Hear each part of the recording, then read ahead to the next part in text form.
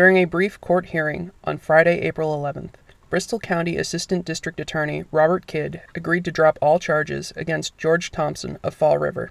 Thompson was shoved to the ground and arrested by Fall River police officer Thomas Barboza in January as he stood on his porch recording the officer with an iPhone. Thompson said that he began recording Barboza because he was talking loudly on his cell phone and swearing while working a street detail. Thompson was charged with wiretapping and resisting arrest. After Thompson was arrested, his phone was somehow reset to factory settings, erasing his video while in police custody. In a report, 2 Fall River police detectives blamed Thompson, saying that he must have reset it using a cloud service. Thompson has denied deleting the video and said that he wanted people to see it. After Friday's court hearing, we attempted to speak with Assistant District Attorney Robert Kidd 3 times, but he refused to answer any questions.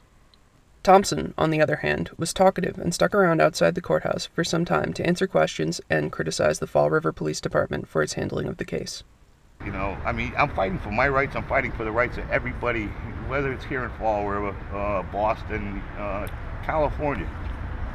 We've got rights that are protected by the First Amendment. Supreme Court, U.S. Court of Appeals, everyone has said we have the right. There's not going to be a police officer or anyone else telling me I don't have that right. So what do you learn from this? What do you take away from this? Don't trust the cops.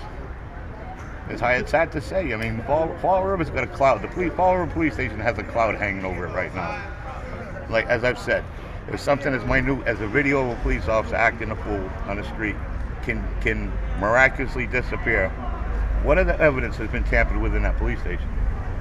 You got a camera? You got a camera phone? You see something wrong? Pick it up. Film the police. You know, and protect yourself. You know, protect everybody else. You know.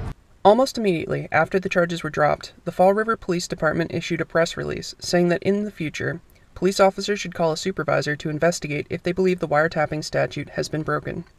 The press release also stated that it would be preferable for people who violated the law to be summoned, not arrested. The press release did not admit that Thomas Barboza, the officer who arrested Thompson, was wrong, nor did it indicate that he would face criminal charges or disciplinary action. Previously, the Fall River Police Chief Daniel Racine had told WPRI that he supported the decision to arrest Thompson and prosecute him for wiretapping. The press release also said that the police chief had hired a private company called Ken Bell & Associates to examine Thompson's phone, which has still not been returned to him. After Thompson spoke with reporters on Friday, he paid a surprise visit to the Fall River Mayor, William Flanagan, to ask him to open an independent investigation into the Fall River Police Department to determine who had tampered with his phone. I'm asking you, yes. I don't care about the police having their investigation. Yes. The governor's office referred me to you. Yes. You are the person that needs to investigate what happened to the video. Mm-hmm. Not to prove my innocent. I'm already proven innocent. But your case was dismissed. I was proven innocent. Yes. They had no right to arrest me. Mm-hmm. The police department just put out a press release. Now, when I, on that day, on January 6th, I was on the phone requesting a sergeant's presence. Correct. They refused to send a sergeant down. And the press release is stating police are not to arrest anybody for wiretapping. Press release that was just released. Mm-hmm. They are to ask for a superior officer to come down. And now things are all of a sudden changing on this end. But and like I said, I'm not trying to beat you up. I'm just trying. And I love to make a statement. I see you got 1, 2, 3, 4 cameras. I'm trying to ask. I'm asking you for your help. Yep. The governor's office told me you need to speak with the mayor. Sure. And let me make a statement. I have full confidence in our police chief, Dan Racine.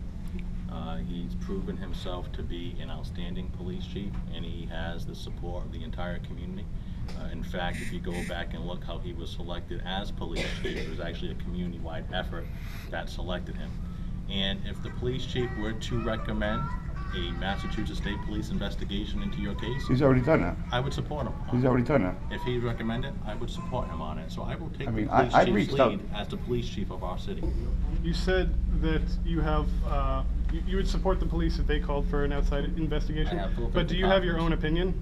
You know, I have not reviewed Mr. Thompson's matter to form an opinion on it.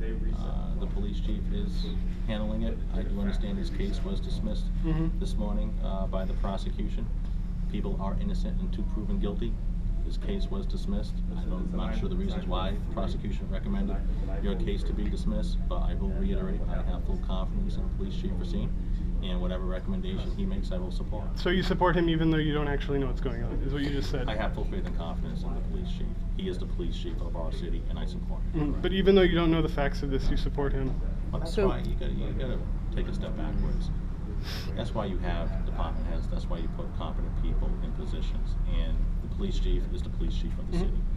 He oversees the police department.